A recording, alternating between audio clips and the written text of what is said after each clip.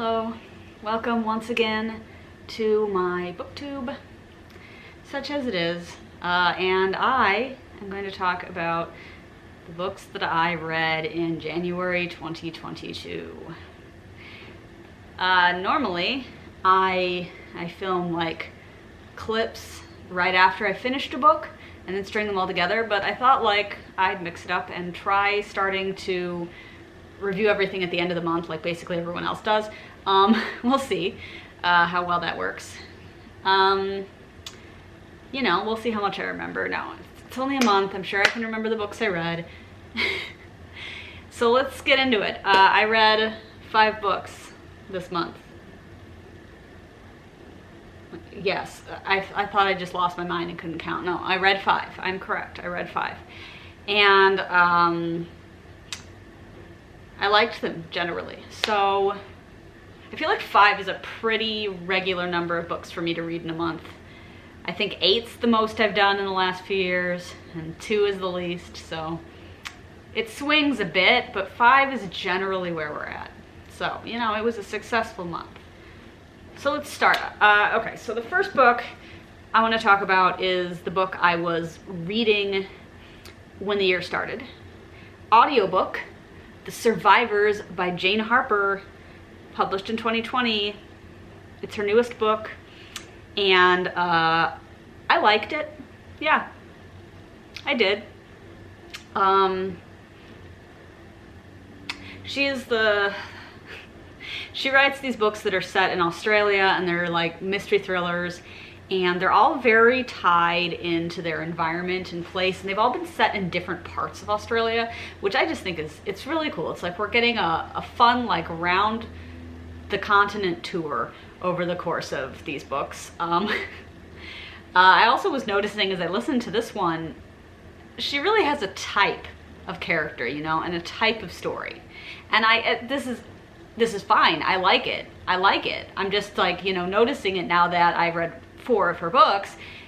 2 of them have the same main character, but so you've got 3 main character dudes to compare, and although they're different people, she really likes to write about men who have a kind of something in their past that they regret or that went badly, or that's like a mystery that continues to haunt them.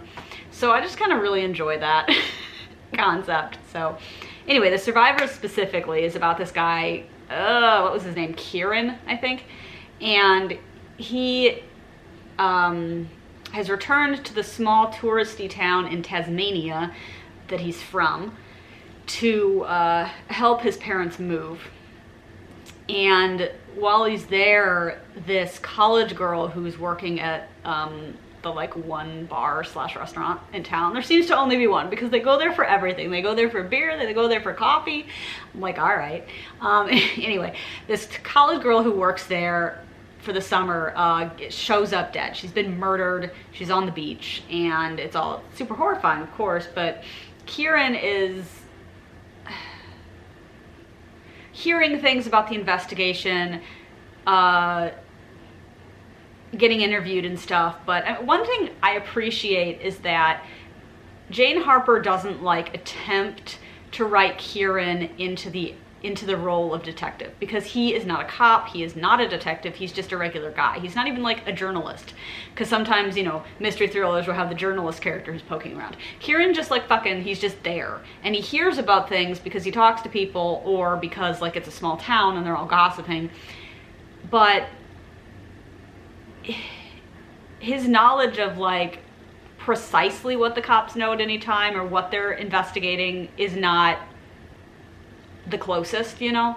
I don't know, I like it just because I like a non-conventional like detective type character, but it's hard to make it realistic, especially in something set in the modern day where you're like, the cops would never get away with this, or why wouldn't they just be doing their jobs, you know? So anyway, what else is there to say? What else should I say about it? I liked it. It was like, it's all right, you know, it's all right. Not my favorite of her books, but Like, it was good. I mean, I'm, as always, excited for whatever she writes next. Also, okay, the third book, The Lost Man, had a little bit of a connection to the first two books, and I couldn't see a connection between the survivors and those books. So I'm like wondering if I missed something, because I'm just wondering if there is a character connection that I just didn't pick up on, or if there just wasn't one. But yeah, so I enjoyed it. Then I said, you know, okay, so when the year started, and I said, you know what I'm gonna do? I am finally going to reread one of my favorite fantasy books of all time, because it's been years. It's been fucking years. And that is Lord of the Rings. So, some years ago for my birthday, no, not for my birthday, what am I saying? For Christmas, my mom got me the illustrated edition of Lord of the Rings, because I was like, I don't even own Lord of the Rings. Who am I? So I asked her for these illustrated editions. So anyway, this month, baby, I read The Fellowship of the Ring. Look at this. Fucking look at this. Look at this. This is from the bit where they're in Khazad-dûm and the light is coming through and hitting Durin's tomb, that part. And then here are the trolls. And the Two Towers. Look, okay, this cover is stunning. I'm obsessed with it. I love it. It's definitely my favorite of the bunch. Like, it's just, I didn't remember that this was the cover, so I pulled it out of the little box and it was like, bam, right in my face. I finished this today. I'm still distraught. Tomorrow, 1st of February, I'm immediately going to be starting Return of the King once I get home from work. I'm very excited about it. I love Lord of the Rings, but like, what does one even say, you know? I don't need to sell you on Lord of the Rings, right? Surely. Either you've already read it or you don't like fantasy. Oh my God, no, listen. For most genres, I'm like, listen, whatever, read whatever. But with fantasy, I'm like, listen, I get it, but you should read Lord of the Rings, because it basically spawned the modern adult fantasy genre. And I mean, I don't know. Does everything pale in comparison? Maybe a little bit. At least for me, everything that is a pseudo-medieval Europe type setting of fantasy does pale in comparison. I'm not interested in the rest of them. I have Lord of the Rings and A Song of Ice and Fire, but like, I'm not talking about that right now. I'll reread that at some point too, and then you can get my full thoughts on that fucking series that I love so much. But God, what do I even say? Okay, so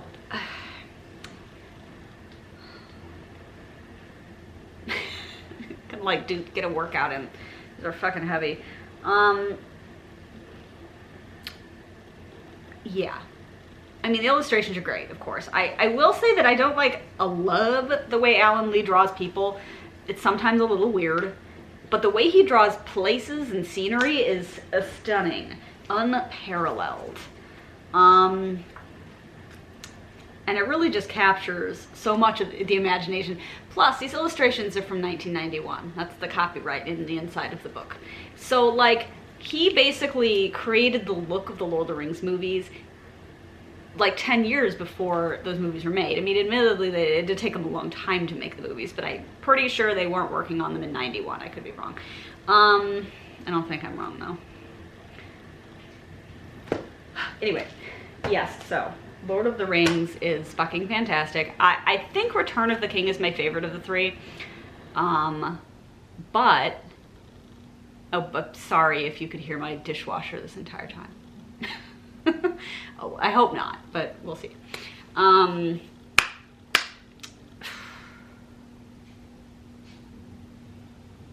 I mean, I'm losing it. What do I even say about Lord of the Rings? It hasn't been said a gazillion times before. I love these books. They make me cry. They are beautifully written. The characters are really compelling. And I totally think everyone should read them. Like, literally whatever you've heard about them that's put you off from them, it's fine. They're not that long.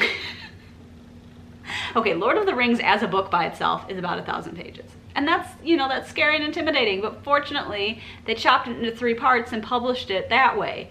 So you don't even have to read it all at once. Okay, let's move on though, because I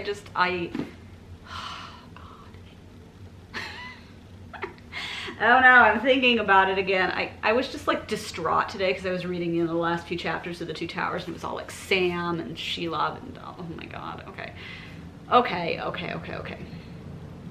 I had another audiobook I listened to. Let's talk about that. So, No One Goes Alone by Erik Larson. This one from 2021. I have finally now read a book published in 2021. Oh, I didn't mention it, but Lord of the Rings was published in 1954.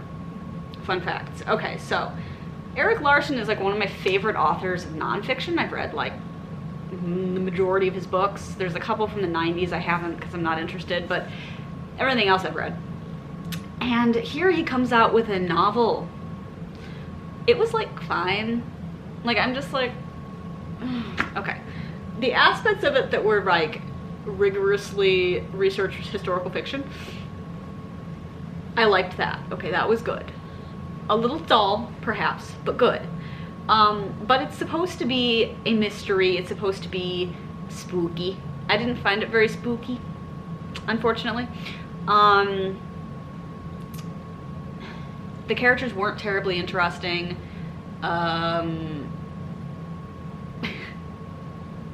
It was quite slow. It took a long time to kind of get to anything strange happening, and then I just wasn't that weirded out by the strange things happening. And I think like once you get to the climax of it, I was like, okay, this is there's a scene where the main character has a conversation with this being. Let's just put it that way. That was interesting, but other than that, I was like, okay. Yeah, I don't know. I just wasn't really feeling it. So, yeah. I did enjoy the kind of author's note at the end where he talks about how he started writing it when he was researching for Thunderstruck, because it's all the stuff about Marconi is in like kind of his machines, and like wireless is relevant to the book to some degree, and seeing how many of his books he could like include things about from them inside this book, so that was kind of fun. But you know, and then of course I was vaguely proud of myself for being like, when he's talking to the being is wearing this like this black uniform with like knee-high boots, and I was like, and that he didn't recognize, and I'm like, it's a fucking Nazi uniform, and I was right, so go me. Anyway, it was fine. Like, I am just really looking forward to him writing another nonfiction, because I will eat that stuff up. But maybe not another novel, although honestly, let's be honest, if he publishes another novel, I'm probably gonna read it. Hey, so some hours have passed because my phone battery died, but I need to fucking finish this. So it occurs to me that I didn't really tell you the plot of No One Goes Alone. I feel like I don't need to summarize Lord of the Rings. Everybody knows what it's about, probably. The One Ring needs to be destroyed so that the Dark Lord can be defeated. It sounds dumb, but it's not. No One Goes Alone, real quick, is it's a mystery. A family has vanished from this house on the Isle of Dorne off the coast of England, and a group of researchers and just people from the Psychical Society, which is a real thing, go there to spend some time and kind of do some research and see if they can figure out if anything like strange and mysterious is going on there, anything like supernatural, because the Psychical Society is basically a group of people who wanted to put scientific rigor onto trying to figure out if like supernatural things existed, like ghosts, psychics, that kind of stuff. So one of the characters in the book is a real person. The others are connected to real people or just kind of random. Anyway, so that's that one. I thought it was fine. So let's just talk about the last book super quick. Caesar's Last Breath by Sam Kean. This is a nonfiction. Let's see. Okay, Caesar's Last Breath and Other True Tales of History, Science, and the Sextillions of Molecules in the Air Around Us. It's one of those books that talks about history and science history, you know, through a particular lens where he's talking about gases, and so every chapter is like, this is a gas, you know, in the atmosphere, and here's some stuff, and it's good. I've read another book by this guy, and he's got a few others that I haven't read but are probably also fun. I'd say it's definitely like intended for a popular audience. Like, you do not need to be a scientist to understand what's going on in this book.